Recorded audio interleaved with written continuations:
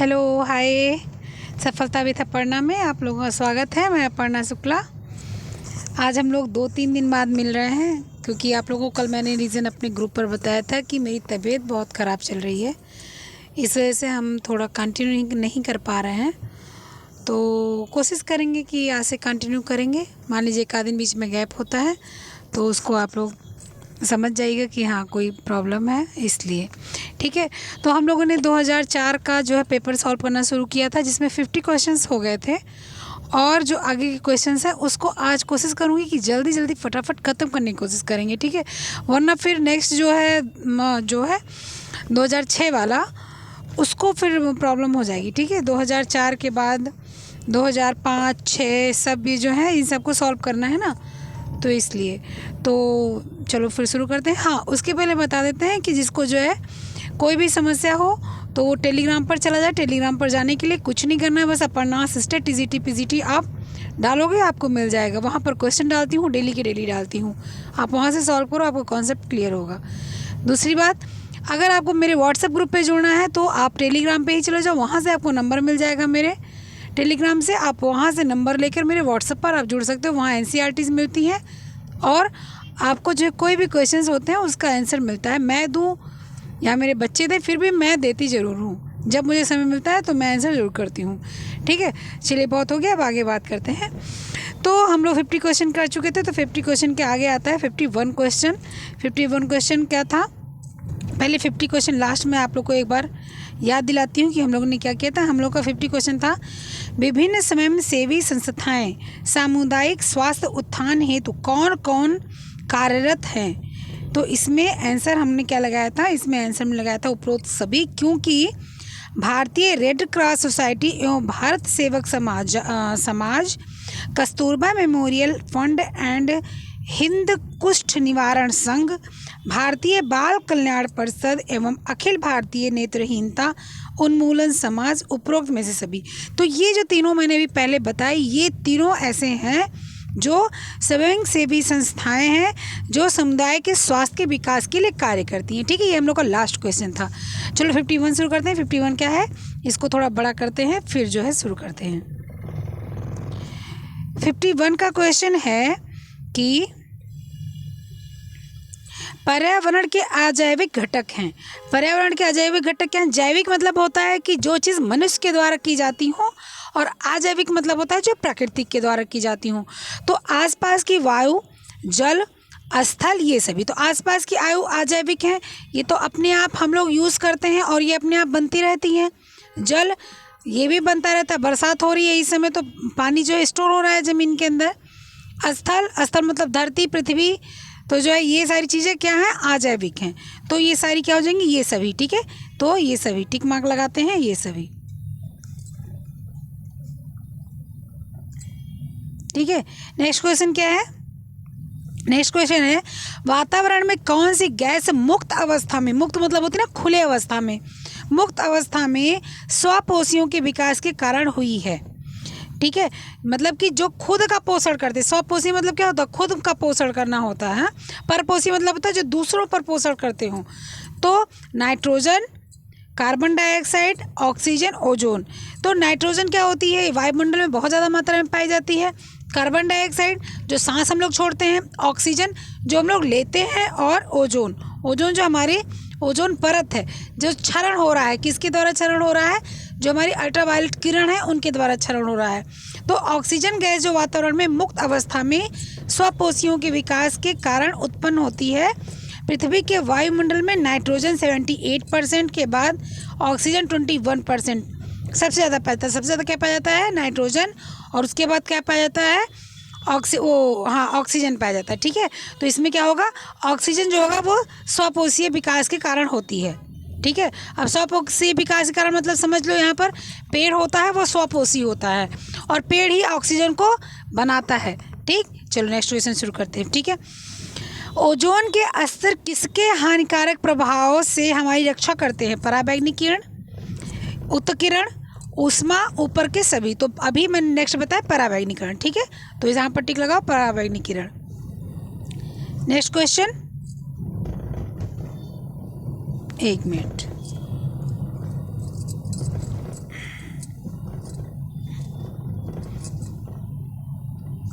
ठीक है, पराबैंगनी किरण। नेक्स्ट क्वेश्चन क्या है,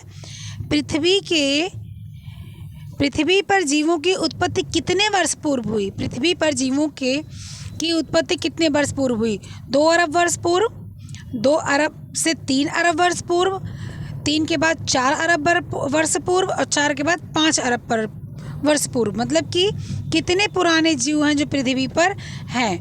तो पृथ्वी पर जीवों की उत्पत्ति लगभग 4 अरब वर्ष पूर्व मानी जाती है, मतलब 4,000 पहले मानी जाती है।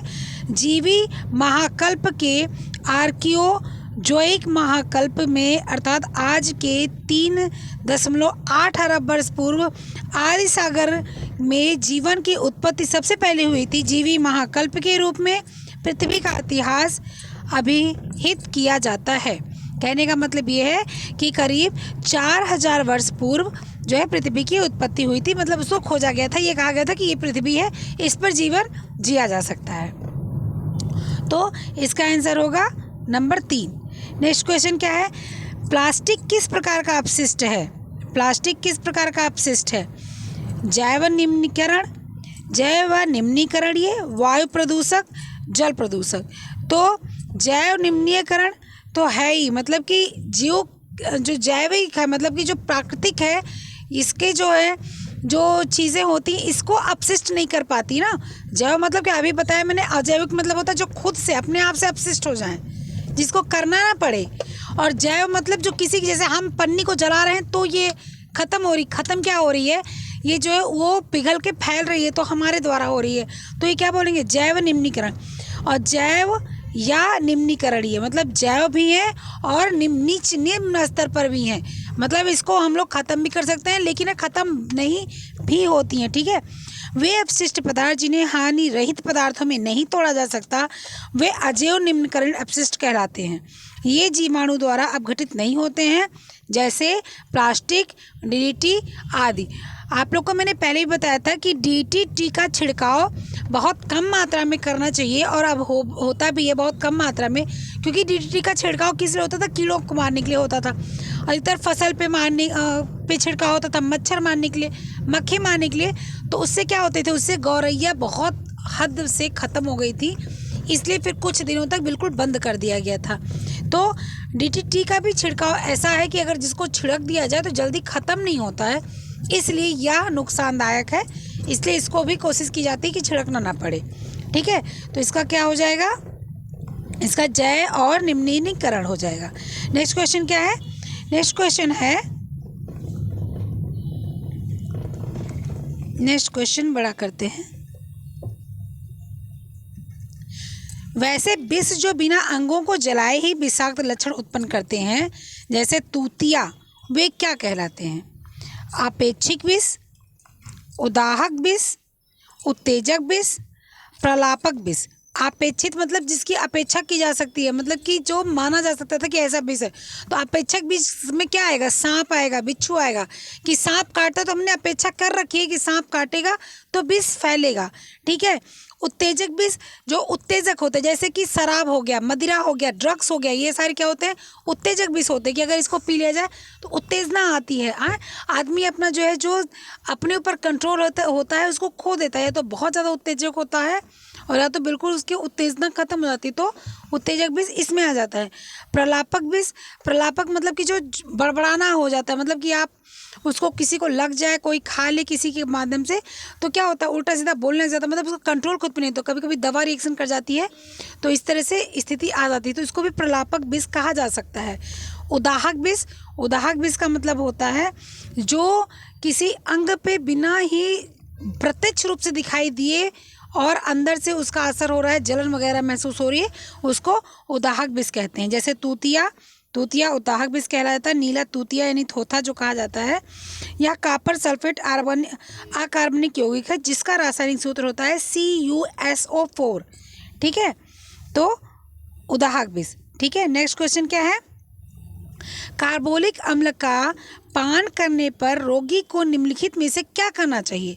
वमन नहीं करना चाहिए तथा चूने का पानी देना चाहिए, अंडे की सफ़ेदी पिलानी चाहिए, वमन कराकर चूने का पानी पिलाना चाहिए, केवल घी पिलाना चाहिए, कुछ भी नहीं देना चाहिए। अगर कार्बोलिक अम्ल कोई आदमी खा या पी लिया हो तो क्या करना चाहिए, तो उसको क्या करना चाहिए, पहले उल्टी नहीं करा देनी चाहिए, क्योंकि अगर उल्टी करा दी जाएगी तो पूरे उसके उस पे मुंह के अंदर वो विष फैल सकता है। तो सबसे पहले क्या करना चाहिए, उल्टी बिना कराए ही चूने का पानी दे दिया जाए, और जो व्यक्ति शाकाहारी है उसको अंडे की सफ़ेदी पिला दी जाए, ठीक है।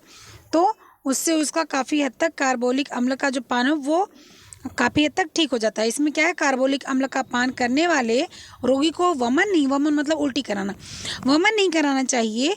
वह चूने का पानी और अंडे की सफ़ेदी पिलानी चाहिए। कार्बोलिक अम्ल को फिनोल की संज्ञा, फिनोल मतलब फिनाइल, फिनोल की संज्ञा दी जाती है। फिनाइल मतलब समझ रहे हैं ना, जो घर में डाल के लोग पोछा लगाते हैं, ठीक है, नाली वगैरह में डालते हैं।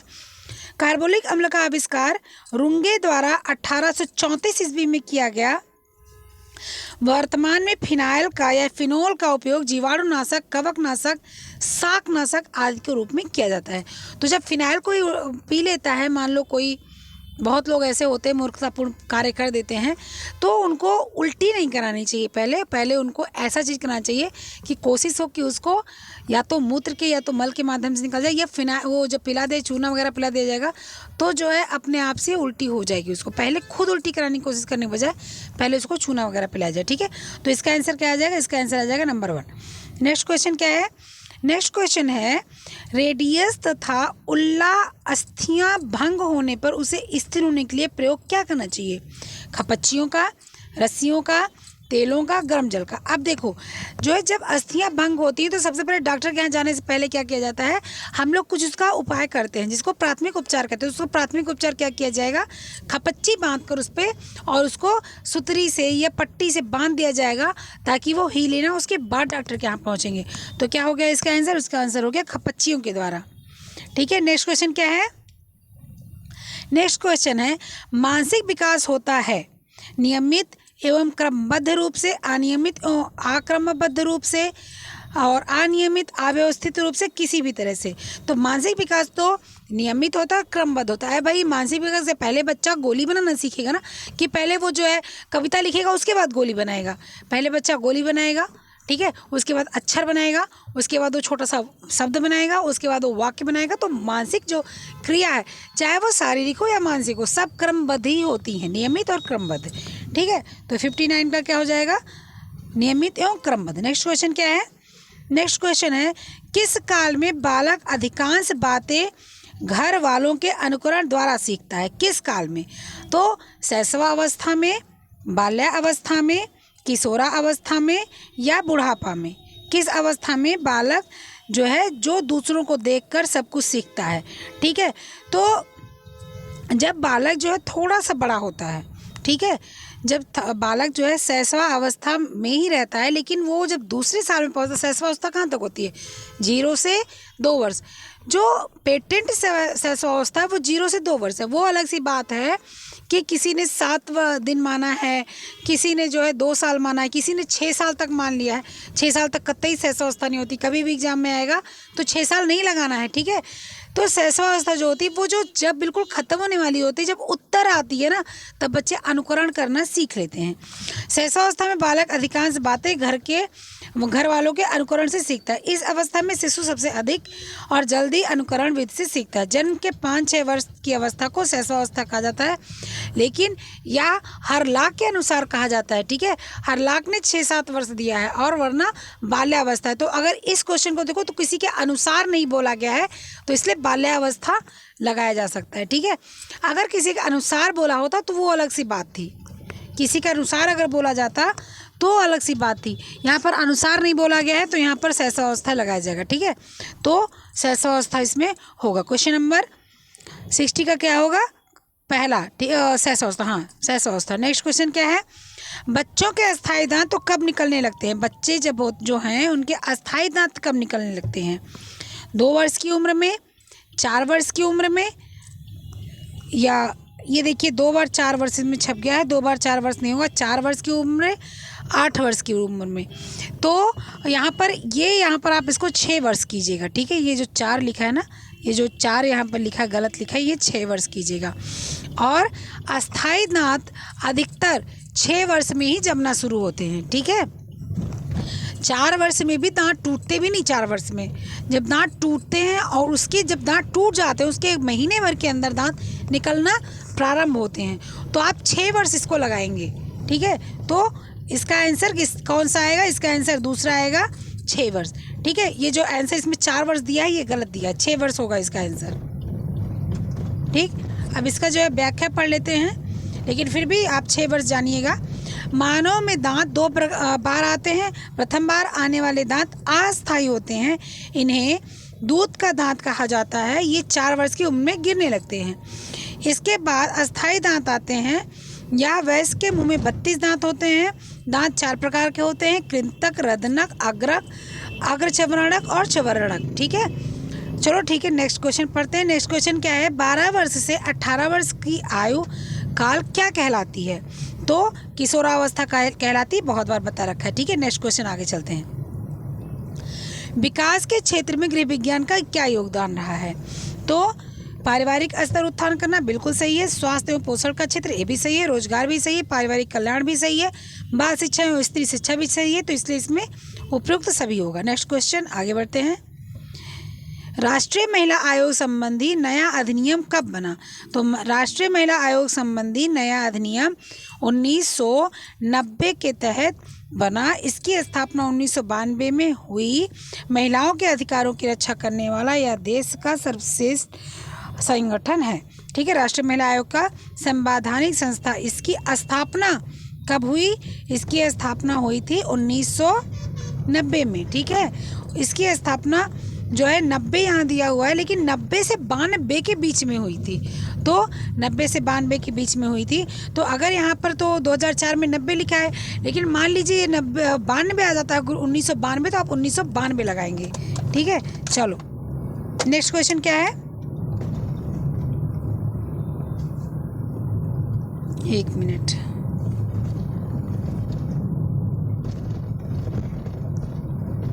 नेक्स्ट क्वेश्चन क्या है? क्या है इसका? हाँ, भारतीय संविधान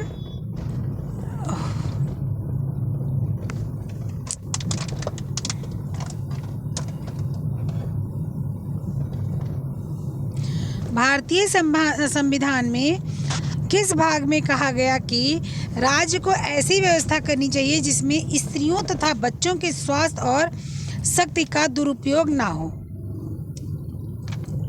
ठीक है, क्वेश्चन क्या पूछ रहा है? भारतीय संविधान के किस भाग में कहा गया कि राज्य को ऐसी व्यवस्था करनी चाहिए जिसमें स्त्रियों तथा बच्चों के स्वास्थ्य और शक्ति का दुरुपयोग ना हो?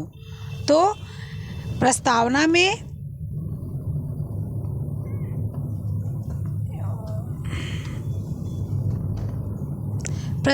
में राज्य के नीति निर्देशक तत्वों में, मौलिक अधिकार में, आपातकालीन शक्तियों में।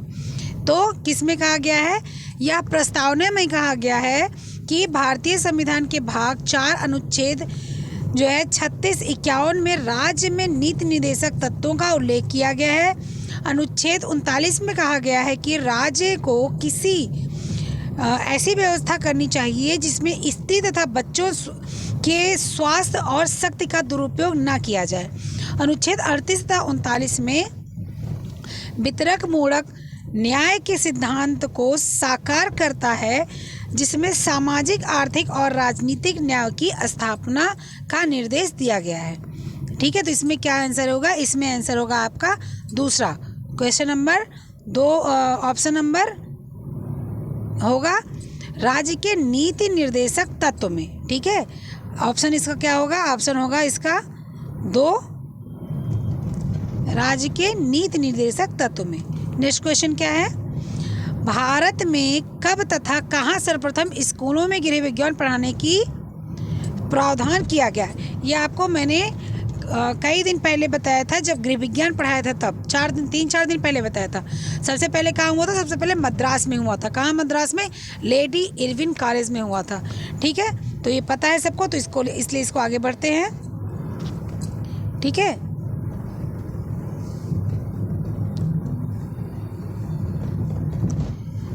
सर्वप्रथम कहाँ तथा किस उच्च विद्यालय में गृह विज्ञान को शिक्षण विषय के रूप में सम्मिलित किया गया है?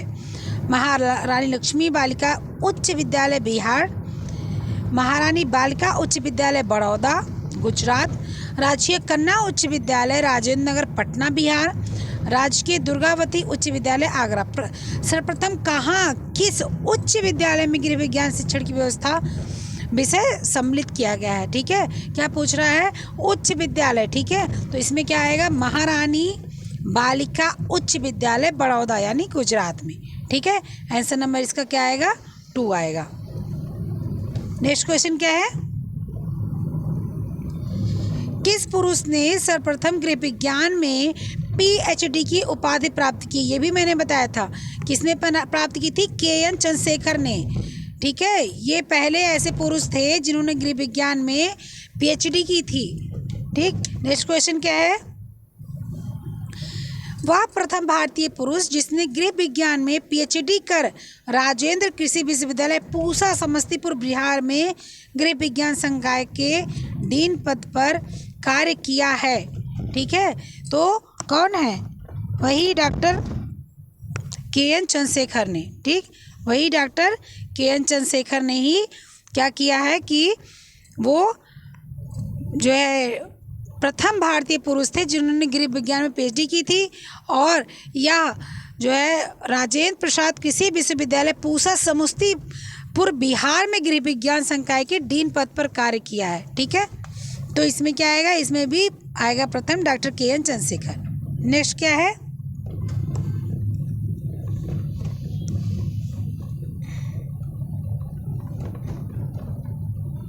नेक्स्ट क्वेश्चन, 1 मिनट इसको थोड़ा मिटाते हैं।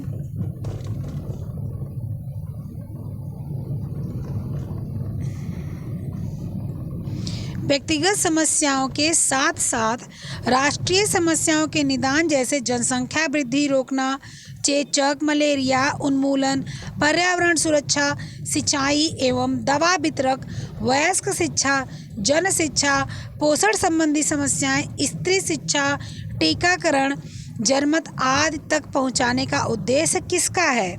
औपचारिक शिक्षा के, अनौपचारिक शिक्षा के, औपचारिक तथा अनौपचारिक दोनों शिक्षा के उपयुक्त में से किसी नहीं। तो ये तो पता है कि जो चीज़ें हमें इतनी सारी चीज़ जो मैंने अभी बताई, इस सब माध्यम को हम सिर्फ अनौपचारिक या औपचारिक माध्यम से नहीं करते हैं। ठीक है, ये हम दोनों माध्यम से करते हैं, तो इसका औपचारिक और अनौपचारिक दोनों आएगा। ठीक, नेक्स्ट क्वेश्चन क्या है? नेक्स्ट क्वेश्चन है कि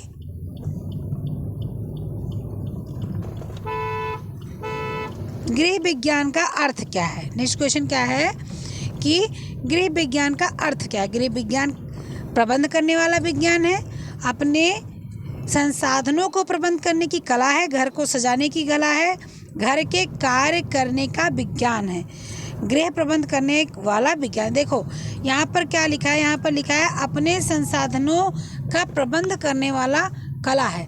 तो इसमें ये भी घर को सजाने की कला, ये भी इसमें समाहित हो जाती है। कंफ्यूज मत होइएगा कि गृह प्रबंध करने वाला विज्ञान तो सही है भाई, गृह को प्रबंध करता है इसलिए गृह विज्ञान है। ठीक, अपने घर को सजाने की कला है इसलिए भी गृह विज्ञान एकदम सही है। घर के कार्य करने का विज्ञान है, एकदम सही है। तो क्या हो गया? अपने संसाधनों का प्रबंध करने वाला गृह विज्ञान है। अपना संसाधन मतलब जो हम गृह विज्ञान, हम गृहिणियाँ जो सीखते हैं उस संसाधन को अपने घर में उपयोग करने का यह कला है। ठीक है, अगर यहाँ पर उपयुक्त सभी होता तो बेस्ट होता, उपयुक्त सभी नहीं है, इसलिए तो सेकंड क्वेश्चन का 71 क्वेश्चन का बी लगाएंगे, दूसरा लगाएंगे आंसर। चलो ठीक है, नेक्स्ट आगे बढ़ते। दूसरा क्वेश्चन, दूसरा आंसर सही है बी। ठीक है, चलो नेक्स्ट। किसी वस्तु की कार्य प्रणाली बनानी है या बताना है तो, किसी वस्तु की कार्य प्रणाली अगर हम लोग को बताना है तो हम लोग क्या करेंगे? ठीक है,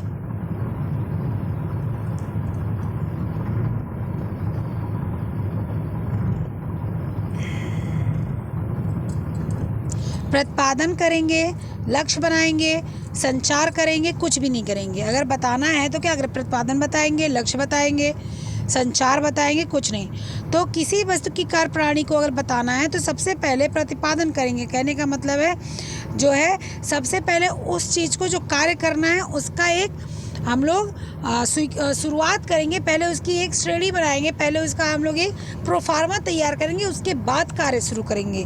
तो इसका आंसर कौन सा सही होगा? इसका आंसर सही होगा 1। ठीक है, इसका आंसर क्या सही होगा? इसका आंसर सही होगा 1। नेक्स्ट क्वेश्चन क्या है? संचार की वैसी विधि प्रदर्शनी का आयोजन जिसमें दिखाए गए यंत्रों में से किसी को जानकारी अच्छी तरह से दी जा सकती है, वह क्या कहलाती है? प्रदर्शनी का आयोजन, सभा सम्मेलन एवं यात्रा का आयोजन, दृश्य श्रव्य साधनों का आयोजन, उपयुक्त में से कोई नहीं। क्या पूछ रहा है? फिर से सुनिए। संचार की वैसी विधि प्रदर्शनी का आयोजन जिसमें दिखाए गए यंत्रों से किसी को जानकारी अच्छी तरह से दी जा सकती है, वह क्या कहलाती है? तो प्रदर्शनी कहलाती है। हम लोग प्रदर्शनी में जाते हैं तो क्या होता है, हम लोग कोई चीज़ देखते तभी तो समझ पाते हैं कि किस तरह से क्या चीज़ होती है, तो प्रदर्शनी का वो आयोजन कहलाएगा। ठीक है, आगे नेक्स्ट क्वेश्चन क्या है? नेक्स्ट क्वेश्चन के नेक्स्ट पेज पे चलते हैं।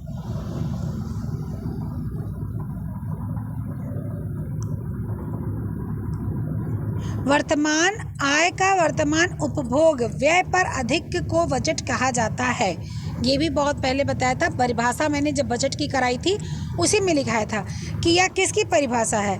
तो यह परिभाषा कीन्स ने दी थी कि वर्तमान आय का वर्तमान उपभोग व्यय अधिक कहलाता है। ठीक है, या जो है कैंस ने उपभोग फलन का सूत्र उपलब्ध कराया था, मतलब सूत्र बताया था। तो इसका क्या ऑप्शन होगा? इसका ऑप्शन फर्स्ट होगा जो क्लियर है। नेक्स्ट क्वेश्चन क्या है?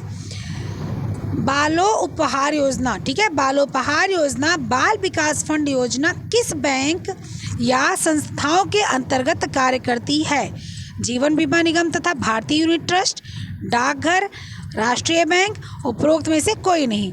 तो बाल उपहार योजना और बाल विकास फंड योजना क्या करता है? जीवन बीमा निगम और भारतीय यूनिट ट्रस्ट। ये क्या है? यह विकास फंड योजना, जीवन बीमा निगम तथा भारतीय यूनिट ट्रस्ट जैसी संस्थाएं जो होती हैं, इनके अंतर्गत कार्य कर रही होती हैं। यूनिट ट्रस्ट ऑफ इंडिया योजना 1964 में प्रारंभ की गई थी। ठीक है, जो यूनिट ट्रस्ट ऑफ इंडिया 1964 में प्रारंभ की गई थी, ये बाल उपहार योजना और बाल विकास फंड योजना इसके अंतर्गत कार्य करती है। तो इसमें क्या आएगा? इसमें क्वेश्चन नंबर 75 का ए आंसर सही होगा। नेक्स्ट क्वेश्चन क्या है? बैंक के खातों के प्रकार हैं बचत खाता तथा आवर्ती खाता, निश्चित अवधि जमा खाता, चालू खाता, उपरोक्त सभी। मैंने खाता भी करवाया है और खाता में मैंने विधि से बताया है, उसको पीछे जाकर देखिएगा आप लोग। खाते का सारा पूरा चैप्टर कराया है, उसमें चेक कराया है, उसमें पिक्चर भी मैंने दिखाई है कौन सा चेक कैसा होता है। उसमें मैंने बैंक के अकाउंट सारे बताए हैं, उसमें मैंने डाकघर का अकाउंट सारा बताया है। और जो 5-6 घंटे की वीडियो को मैंने 1 घंटे में जो है समराइज़ करके बताया हुआ है, उसको जाकर देखिएगा, इसमें उपरोक्त सभी होगा। ठीक है, यहाँ पर विस्तार से बताऊंगी नहीं वरना टाइम खराब होगा। चलो नेक्स्ट क्वेश्चन चलते हैं। घी, मक्खन, खाद्य तेल, शहद, दालें, मसाला, आटा, बेसन उत्पाद पर क्या प्रमाण चिन्ह लगता है? अब प्रमाण चिन्ह भी बताए हैं मैंने, सारे प्रमाण चिन्ह मैंने बताए हैं।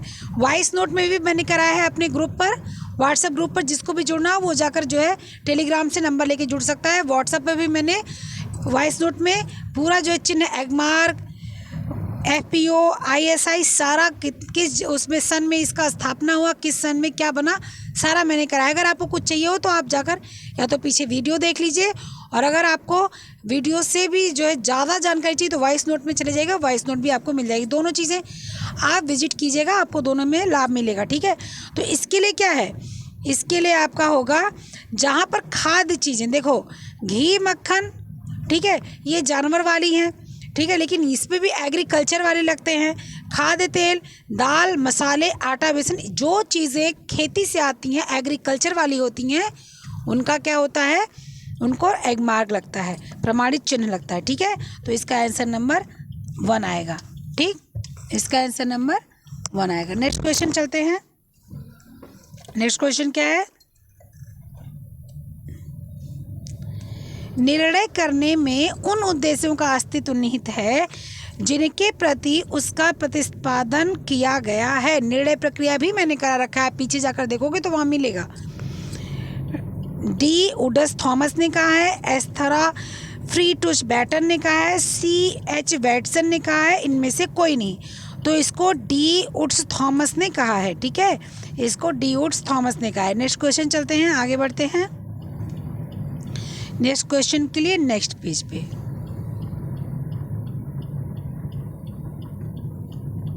79 क्या है? 79 है समानुपातिक प्रभाव के नियामक हैं। समानुपातिक प्रभाव के नियामक हैं। तो केवल रेखा तथा प्रभाव, मतलब समानुपात तो क्या होता है? तो केवल रेखा तथा प्रभाव, केवल दूरी का प्रभाव, रेखा दूरी तथा माप का प्रभाव, कोई भी नहीं। तो समानुपात कहाँ पर आता है? जहाँ पर रेखा, ठीक है, कौन सी हो, कितनी दूरी पर हो, दूरी और माप सारे एक जैसे हों, बराबर हों, तो वहाँ पर समानुपातिक जो है प्रभाव आता है, ठीक है। तो इसका क्वेश्चन नंबर का 79 का तीसरा सही हो जाएगा। 80 का कौन सा है देखते हैं।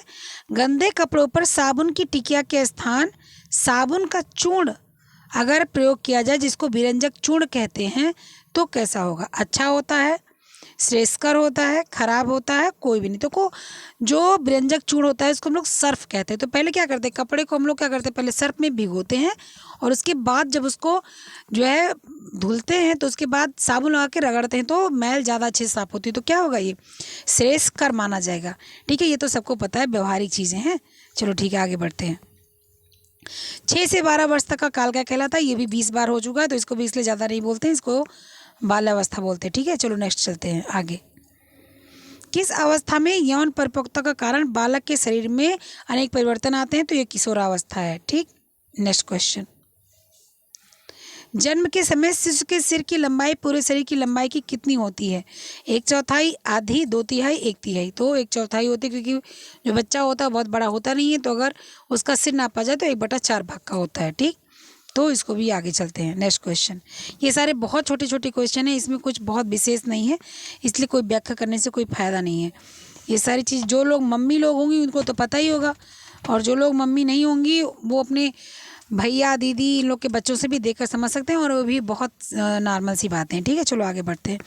शिशु पालन एवं समाजीकरण की प्रक्रिया का संबंध होता है विभिन्न संसाधनों से, विभिन्न साधनों या संस्थाओं से, आंकड़ों एवं आहारों से, ठीक है, साधनों और आंकड़ों से, उपरोक्त में से किसी नहीं। शिशु पालन एवं सामाजिकरण की प्रक्रिया, अब आंकड़ों से तो कुछ पता नहीं चल पाता ना, साधन और संस्थाओं के माध्यम से पता चल जाता है। मतलब कि समाज की प्रक्रिया को देखकर, और बच्चे जो खेलते हैं आपस में समाज बनाते हैं, उनसे पता चल जाता है कि जो शिशु है इसका समाजीकरण किस हिसाब से हो रहा है, इसका पालन जो हुआ है वो किस हिसाब से कितना बढ़िया हुआ है, ठीक है। आंकड़ा लगाकर कोई क्या बता सकता है? बच्चे का पालन थोड़ी कोई आंकड़ा लगाकर बता सकता है। तो इसका आंसर क्या आएगा? इसका आंसर आएगा पहला। नेक्स्ट क्वेश्चन क्या है? सामाजिक अस्थिरीकरण एवं सामाजिक विभाग से संबंधित है। सामाजिक अस्थिरीकरण एवं सामाजिक विभाग से संबंधित है। जाति, भाषा, खेल, कोई नहीं। तो इसमें क्या आएगा? सामाजिक अस्थिरीकरण, भाषा से तो कोई मतलब नहीं होता भाई, सबकी अपनी अपनी भाषाएं होती हैं। खेल, सारे बच्चे एक साथ खेलते हैं, सारे बच्चे एक साथ खेलते हैं। और जाति, सामाजिक अस्थिरीकरण जात का होता है, ठीक है, तो जात का लगाते हैं। Next question. तो नेक्स्ट क्वेश्चन कौन सा है अब? 86। ओहो, मैं भूल जाती हूँ और फिर हाथ चला देती हूँ। हाथ चलाने की वजह से क्या होता है कि सारा गोद उठता है, इसको नहीं मिटाना है ना। चलो नेक्स्ट आगे बढ़ते हैं। नेक्स्ट क्वेश्चन क्या है? 86। किस अवस्था में बालक की विद्यालयी अंतःक्रिया परिवार की अपेक्षा अधिक हो जाती है? ठीक है, तो मतलब जो बालक होता है वो अगर जो है विद्यालय जाने लगता है तो उसकी अंतःक्रिया, मतलब जो क्रिया करता है वो घर की अपेक्षा ज़्यादा हो जाती है। तो जब बच्चा स्कूल जाने लगता है तो उसकी क्रियाएं ज़्यादा विद्यालय में हो जाती हैं।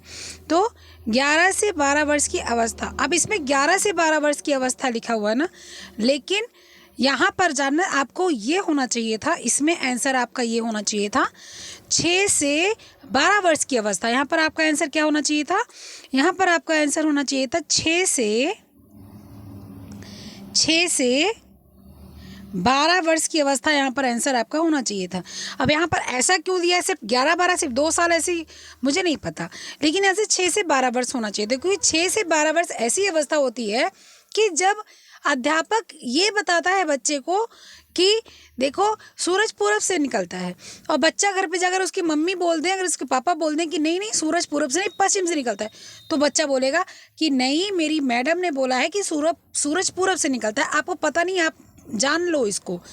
अगर इसी के उल्टा अगर अध्यापक ये बोल दें कि नहीं नहीं जो है ये जो पेड़ देख रहे हो ना, इसमें ये आम नहीं है, इमली लगी हुई है, भले वो आम लगा हुआ है, तो बच्चा घर पे आएगा, बोलेगा कि जब वो देखेगा आम का पेड़, बोलेगा नहीं मम्मी ये आम नहीं है, इमली है।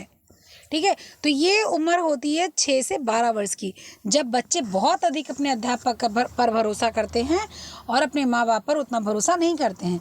ठीक है, तो इसका क्वेश्चन अभी के लिए तो 11 से 12 वर्ष आयोग ने दिया है, तो हम लोग उसको टिक मार्क कर लेते हैं, लेकिन आप दिमाग में बैठा रहिएगा कि इसको 6 से 12 वर्ष अगर आएगा तो आप वो लगाइएगा। ठीक है, और अगर मान लो 5 से 6 वर्ष आएगा तो मत लगाइएगा, तब 11 से 12 वर्ष आया तो वही लगाइएगा। ठीक है, नहीं तो 6 से 5 से 6 वर्ष लगा देंगे तो गलत हो जाएगा। ठीक, चलो नेक्स्ट आगे बढ़ते हैं।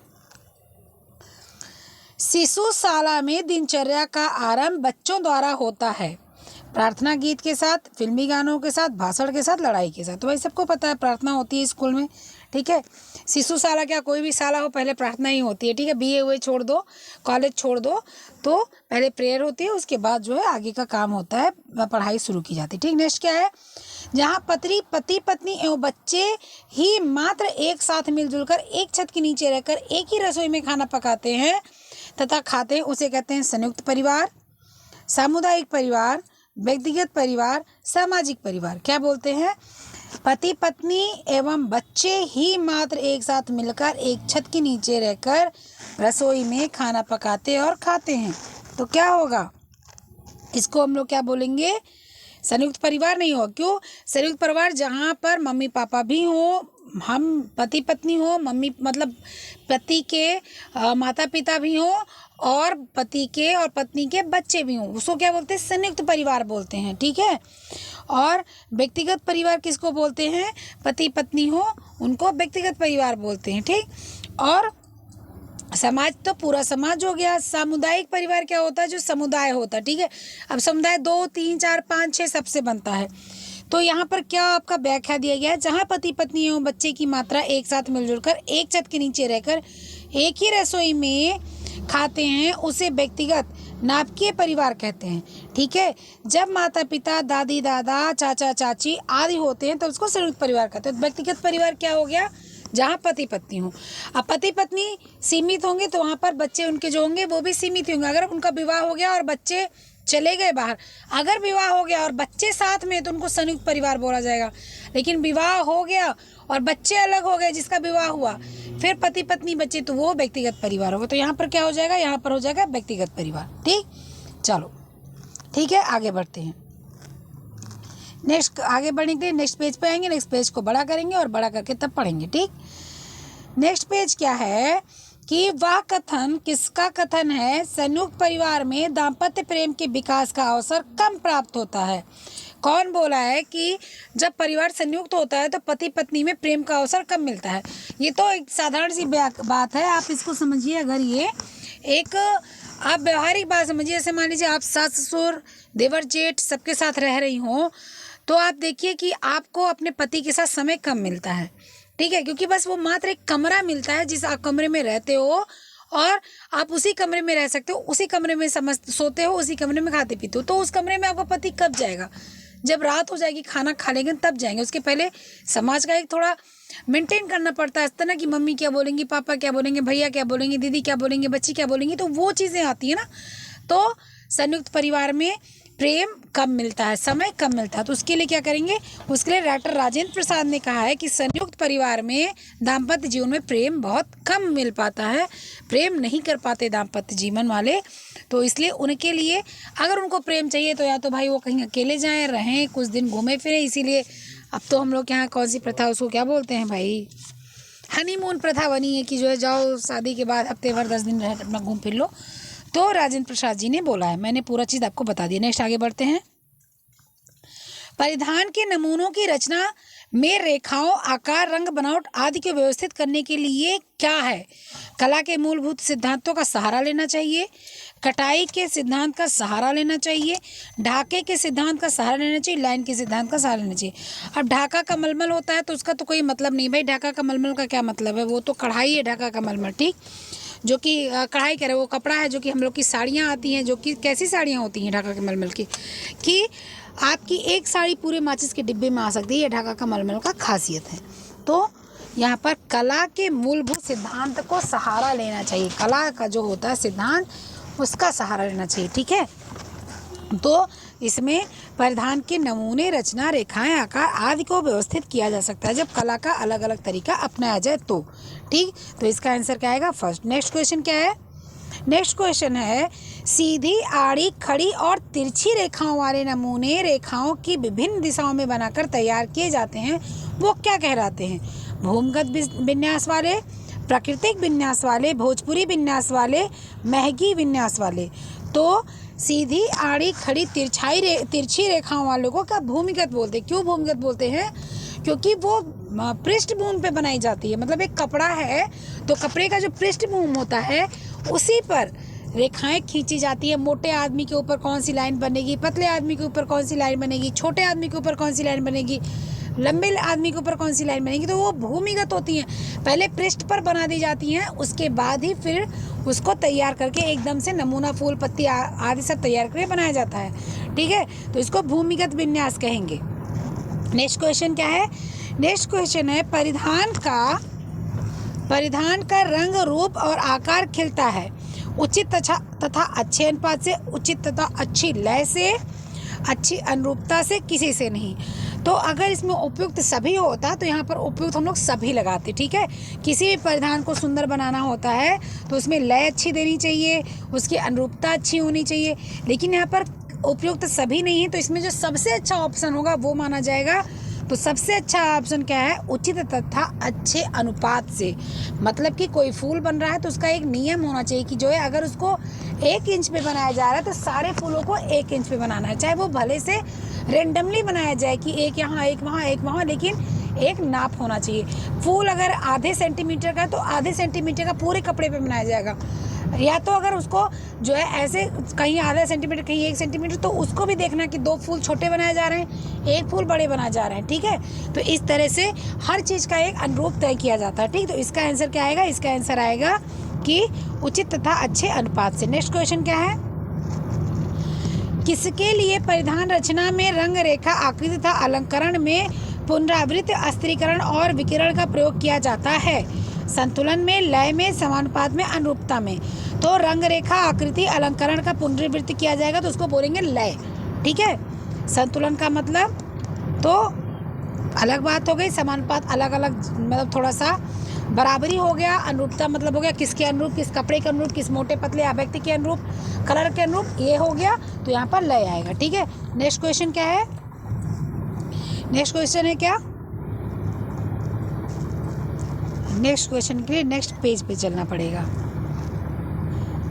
ठीक है। नेक्स्ट क्वेश्चन हम लोग देखते हैं। नेक्स्ट क्वेश्चन है कि किस स्केल में कोई भी व्यक्ति अपनी पोशाक या पहनावे के औचित्य का मूल्यांकन कर सकता है? कौन सा ऐसा अवधारणा है, कौन सी इससे स्केल मानी जाती है जिस पर आदमी अपना परिधान का मूल्यांकन कर सकता है? संतुलन और लय पर, समानुपात पर, अनुरूपता पर। तो सभी पर।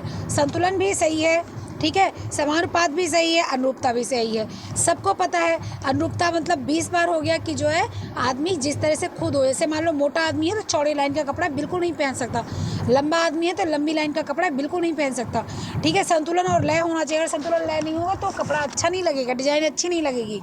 तो इसका आंसर क्या आएगा? इसका आंसर आएगा सभी, ठीक है। चलो सभी टिक मार करो और आगे बढ़ो, ठीक है।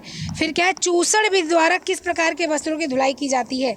ये भी हमें बताया था, कई बार बताया है कि हल्के वस्त्रों की धुलाई नहीं, रेशमी वस्त्रों की धुलाई ड्राई क्लीनिंग होती है, बिल्कुल। ऊनी वस्त्रों की धुलाई हल्की होती है और हल्के साबुन से होती है, ठीक है।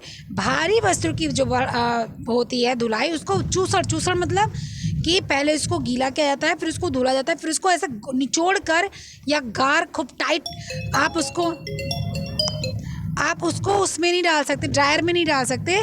आपको क्या करना पड़ता है, उसको आपको किसी जैसे वैक्यूम होता है उसी तरह से चूसड़ भी द्वारा उसकी जो है सुखाई की जाती है, ठीक है, वो की जाती है। नेक्स्ट क्वेश्चन क्या है? नेक्स्ट क्वेश्चन है कपड़े की देख रेख करना प्रमुख कर्तव्यों में से आता है? गृह स्वामी के, गृहिणी के, बच्चों के, दर्जी के। तो गृहिणी के, ठीक है। अभी ये मत वो कोई लोग कहना, कुछ दिन पहले एक क्वेश्चन आया था तो उसमें क्वेश्चन पूछा गया कि अगर हाथ कट जाता है तो मेहंदी कहाँ लगेगी? तो कुछ लोगों ने आंसर किया कि मेहंदी पैर में लगा लेंगे, फिर क्या फ़र्क पड़ता है। तो ऐसा मत बोलना कि गृहिणी नहीं गृह स्वामी करेगा, वो अलग सी बात है, अपने पति से आप लोग क्या करवाते हो, लेकिन यहाँ पर आंसर आएगा गृहिणी, ठीक है। नेक्स्ट क्वेश्चन क्या है? नेक्स्ट क्वेश्चन देखते हैं। अच्छा, यहाँ टिक मार्क लगा देते हैं गृहिणी से, ठीक है। नेक्स्ट क्वेश्चन, निम्नलिखित में से कौन से वस्त्रों की देख रेख एवं एहतियात के लिए आवश्यक नहीं है? निम्नलिखित में से कौन से वस्त्रों की देख रेख एवं एहतियात के लिए आवश्यक नहीं है? ब्रश करना, धूप हवा दिखाना, स्वयं संरक्षक तथा तत्क्षण मरम्मत। तत्क्षण मतलब तुरंत मरम्मत, ठीक है। दाग छुड़ाना, बार बार धोना, अनुचित ढंग से प्रयोग में लाना। कोई भी वस्त्र, नायलॉन मतलब इवन आप नायलॉन या आप सिंथेटिक भी प्रयोग कर रहे हैं, उसका अगर ढंग से देख रेख, मतलब ढंग मतलब ये, चलो मान लो नायलॉन प्रेस नहीं कर सकते, लेकिन फिर भी उसको धुलना पड़ेगा, फोल्ड करके रखना पड़ेगा। अगर आप ऐसा नहीं करते हैं तो कपड़ा जो है ख़राब हो जाता है। तो इसमें ऑप्शन नंबर चौथा एकदम सही होगा, अनुचित ढंग से प्रयोग में लाना, ठीक है। उसको धुलना पड़ेगा, धूप में दिखाना पड़ेगा। अगर मान लो कोई मान लीजिए मेंस्ट्रुएशन वगैरह आता है लड़कियों को, तो उसको जो है डिटॉल डालना पड़ेगा, उसको धूप में डालना पड़ेगा। ये सारी चीज़ें करना अनिवार्य है। नेक्स्ट क्वेश्चन क्या है?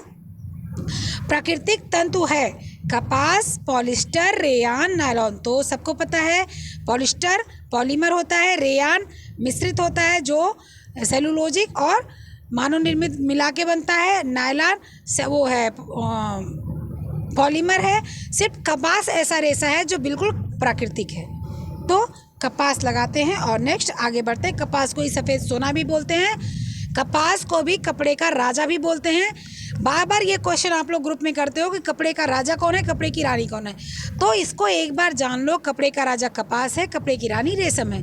अब आयोग को 20 बार बता दिया गया कि जब WHO की स्थापना ही आयोग ने बदल दिया, डेट ही उसकी बदल दी, तो फिर रेशा तो बहुत छोटी सी बात है। लेकिन फिर भी ऐसा है नहीं कि हमेशा गलत ही पूछा जाए, सही भी आंसर दिया जाता है। इसलिए कपड़े का राजा कपास, कपड़े की रानी रेशम। आगे बढ़ते हैं, ठीक है। नेक्स्ट क्वेश्चन क्या आएगा? नेक्स्ट क्वेश्चन आएगा हम लोग का 99, ठीक है। 99 क्वेश्चन आएगा। 99 का कौन सा आंसर होगा? नमी युक्त वस्त्रों पर लग जाती है फफूंदी, कीड़े, खमीर, इनमें से कोई नहीं, तो उस पर फफूंदी लग जाती है, ठीक है। नेक्स्ट आगे बढ़ते हैं। जल की कठोरता कितने प्रकार की होती है?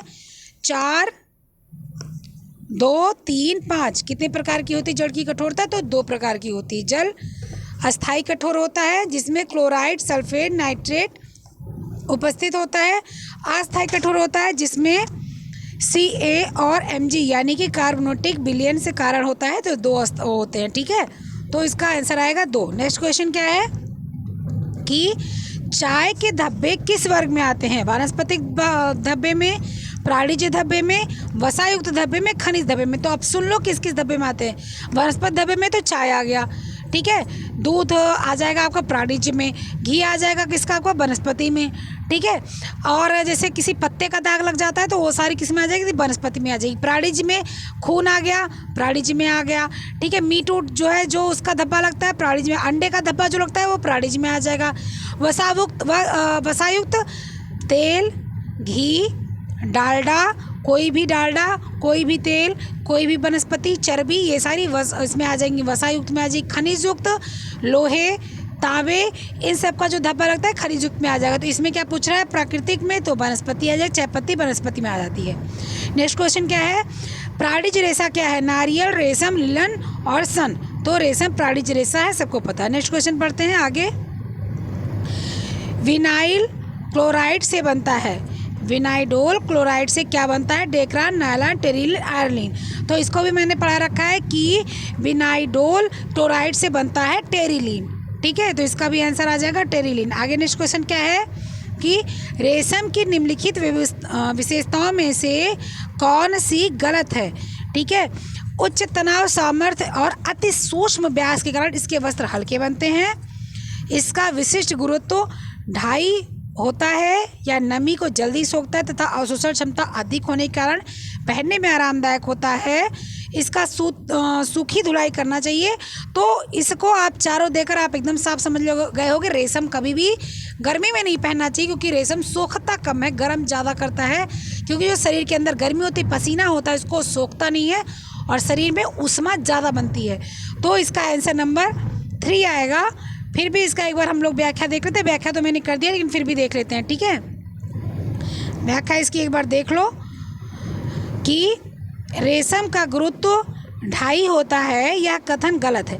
उच्च तनाव सामर्थ्य और सूक्ष्म व्यास के कारण रेशम के वस्त्र हल्के बनते हैं, या नमी को अधिक सोखता है, या पहनने में आरामदायक होता है। लेकिन देख लो इसमें यहाँ पर आंसर नंबर 2 दिया है लेकिन 2 गलत है, इसका आंसर 3 सही होगा, ठीक है। इसका आंसर क्या होगा? या नमी को जल्दी सोखता है, बिल्कुल नहीं सोखता है, या अवशोषण क्षमता अधिक होने के कारण पहनने में आरामदायक होता नहीं, ये गलत है। इसका विशिष्ट गुरुत्व 2.5 सेंटीमीटर होता है। तो ये कुछ हद तक सही भी है, कुछ हद तक गलत भी, क्योंकि वो जो है तय करता है उसके रेशे पर, ठीक है। कुछ जो कुकून जो है फाड़ के निकल जाते हैं, पूरे हो जाते हैं, तो इसलिए इसको नहीं सही माना जाएगा। इस आंसर के लिए सही माना जाएगा तीसरा, ठीक है। यहाँ दूसरा दिया है, दूसरा कतई नहीं होगा, ठीक है। मैंने टिक मार्क कर दिया है ना, हाँ टिक मार्क कर दिया है। नेक्स्ट क्वेश्चन चलते हैं। नेक्स्ट क्वेश्चन क्या है कि धुलाई की विभिन्न विधियों में गलत है। हल्का दाब डालकर, चूसड़ विधि, मशीन द्वारा, पलटकर कोई विधि नहीं होती है। सारी विधि हल्का दाब डालकर होती है ऊनी वस्त्र पर, चूसड़ विधि होती है भारी वस्त्र पर, मशीन द्वारा होती है पॉलिस्टर वगैरह, नायलॉन वगैरह, इस पर चद्दर उद्दर हम लोग मशीन के द्वारा धुल लेते हैं, ठीक है। तो इसका आंसर आएगा पलटकर, ठीक है। नेक्स्ट क्वेश्चन क्या है? चिकनाई अवशोषक विधि में प्रयोग होता है फ्रेंच चाक और मुल्तानी मिट्टी, ठीक है, पाउडर, मैग्नीशियम, पेट्रोल, मूंग का आटा।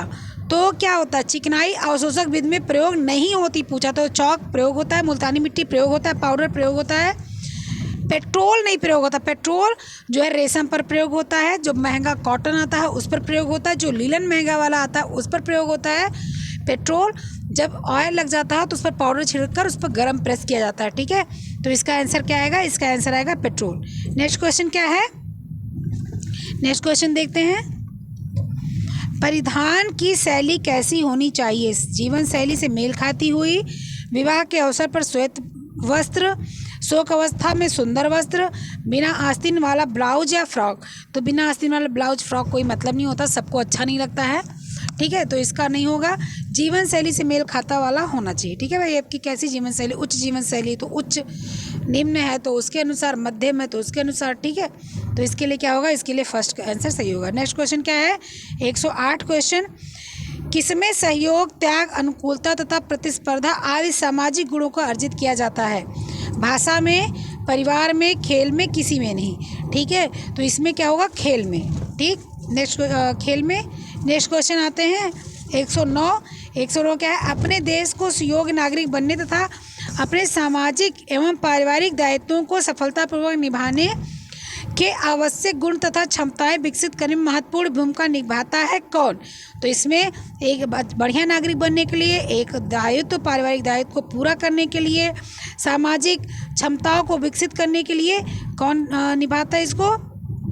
तो इसमें घर तो सिर्फ एक समाज, मतलब छोटा समाज दिखाता है, शुरुआत करता है, तो इसमें विद्यालय होगा आंसर, ठीक है।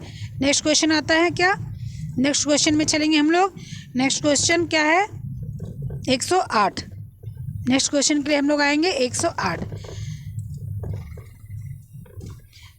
108 नहीं, 105, ठीक है। धुलाई की विभिन्न विधियों में गलत है। हल्का दाब डालकर, चूसड़ भी, तो वही चीज़ यहाँ पर फिर आ गई, ठीक है। तो इसको यहाँ से हटाएंगे।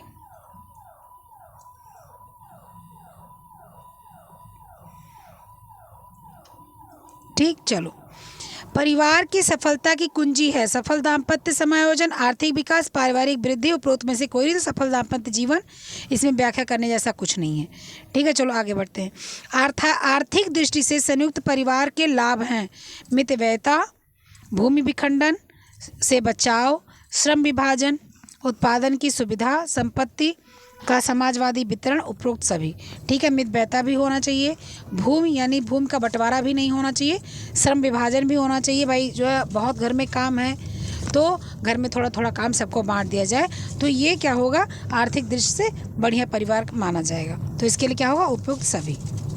नेक्स्ट क्वेश्चन क्या है, नेक्स्ट क्वेश्चन है संयुक्त परिवार में सामाजिक लाभ है, सामाजिक सुरक्षा, परमार्थ की भावना, सामाजिक नियंत्रण, परंपराओं की सुरक्षा, बच्चों की उचित पालन पोषण, मनोरंजन के साधन, इनमें से सभी। तो इनमें से सभी आएगा। ठीक है, आगे बढ़ते हैं। नेक्स्ट क्वेश्चन, जो चीज़ जो है व्याख्या करने वाली नहीं, उसको व्याख्या करके टाइम खराब करने से कोई फायदा नहीं, क्योंकि टाइम 1 घंटा करीब होने वाला है, 5 मिनट बाकी है। अब 5 मिनट में ही कोशिश कर रहे हैं कि सारा प्रश्न खत्म कर देते हैं। ठीक है, 10-12 प्रश्न बचा है। संयुक्त परिवार के दोष निम्नलिखित में से कौन से सही हैं? संयुक्त परिवार में व्यक्तिगत आर्थिक निर्धनता, कमी और आलस, व्यक्तियों में वृद्धि होती है, सही है। निर्धनता, सामान्यतः बच्चों में व्यक्तित्व विकास के बाधक गंदगी की आदतें आ जाती हैं, गंदी आदतों का विकास हो जाता है, सही है। द्वेष और तनाव आ जाता है, ये भी सही है। गोपनीयता की आदत आ जाती है, ये भी सही है। इसलिए इसमें उपरोक्त सभी माना जाएगा।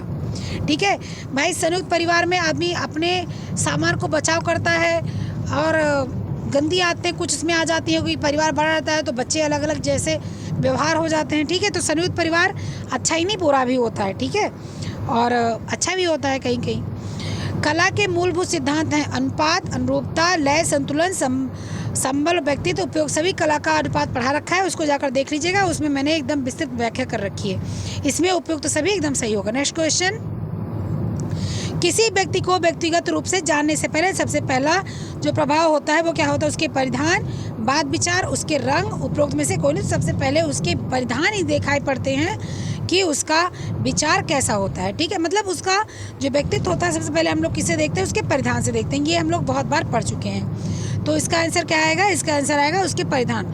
नंबर 1 उसका सही होगा, उसके परिधान। ठीक है, नेक्स्ट क्वेश्चन, संतुलन का परिधान, संतुलन से परिधान में क्या आता है, विश्रामदायक भाव, दंगी भाव, दिखावा। तो इसमें विश्रामदायक, और कुछ होता तो और भी आ जाता। ठीक है, एक तंतुक रेशा है, नायलॉन, रेशम, कपास, पॉलिस्टर।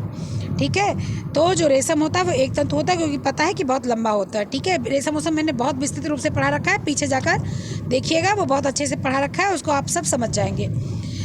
प्लेकेट क्या होता है, सिलाई, जोड़, तुरपन, बटन की पट्टी। तो बटन की पट्टी को क्या बोलते हैं, प्लेकेट बोलते हैं। ठीक है, बटन की पट्टी को प्लेकेट बोलते हैं। ठीक है, ये गलत है। नेक्स्ट क्या है, कौन सी मानवीकृत रेशे नहीं है, नाइट्रोसेलुलोज, विस्कस, कुप्रामोनियम, हेम्प।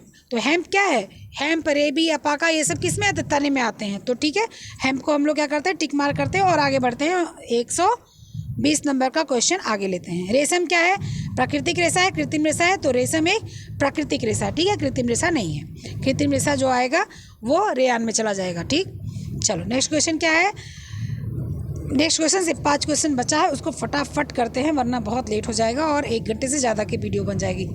ठीक है, तो 121 क्या है, अत्यधिक ज्वलनशील रासायनिक विलायक से जो सूखी धुलाई होती है उसमें क्या प्रयोग किया जाता है, तो उसमें पेट्रोल प्रयोग किया जाता है। सबको पता है सफ़ेद पेट्रोल प्रयोग किया जाता है, इससे कपड़े धुलाई होते हैं, गाड़ी में नहीं पड़ता। ठीक है, तो इसका आंसर आएगा पेट्रोल। नेक्स्ट क्वेश्चन क्या है, नेक्स्ट क्वेश्चन है डाइटिशियन, पाक कला, सिलाई, हसीले आदि रोजगार कहाँ से प्राप्त होते हैं, तो गृह विज्ञान की स्नातक की छात्राएं जो होती हैं वो ये सब चीज़ें कर सकती हैं। ठीक है, फिर आगे बढ़ते हैं। क्या है कि महिला शिक्षा निधि की स्थापना कब और कहाँ द्वितीय अधिवेशन में हुई थी, तो 1928 में दिल्ली में हुई थी, द्वितीय अधिवेशन में। ठीक है, 1928 में दिल्ली में। नेक्स्ट क्वेश्चन, नेक्स्ट क्वेश्चन आएंगे, व्यक्तिगत प्रणाली को संचार के लिए उपयोग में लाया जाता है, व्यक्तिगत रूप से मिलकर और व्यक्तिगत पत्र लिखकर, दोनों। ठीक है, तो कोई भी चीज़ें हैं, संचार जो प्रणाली होती है वो पत्र लिखकर भी होती है, जिसको सेक्युलर पत्र बोलते हैं, और जो है व्यक्तिगत रूप से मिलकर भी किसी के घर जाकर, किसी के ऑफिस जाकर मिल सकते हैं। ठीक है, तो इसका आंसर क्या आएगा, इसमें इसका आंसर आएगा दोनों।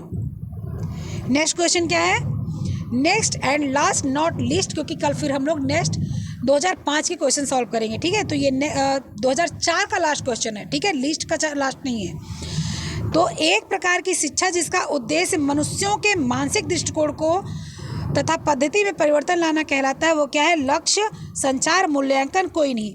तो जो संचार होता है वो आपका क्या होता है कि मनुष्य के मानसिक दृष्टिकोण की पद्धति में परिवर्तन लाना कहलाता है। ठीक है, तो ये आपके 125 क्वेश्चन पूरे हो गए। 2004 के 50 पहले कराए थे और 50 के आगे अब करा दिए। आप लोग ध्यान से पढ़िएगा, समझिएगा। कोई भी समस्या होगी तो टेलीग्राम पर जाइएगा, वहाँ पर आप पूछ सकते हैं। टेलीग्राम से आप मेरे ग्रुप का नंबर ले सकते हैं। मेरे ग्रुप के नंबर को लेकर आप आकर यहाँ मेरे व्हाट्सएप पर मैसेज कर सकते हैं, मैं वहाँ पर भी आंसर दूंगी। ठीक है, तब तक के लिए पढ़ते रहिए, खुश रहिए, अपना ध्यान रखिएगा और जो है पढ़ाई करते रहिए। नेक्स्ट क्लास में फिर मिलते हैं, तब तक के लिए बाय बाय।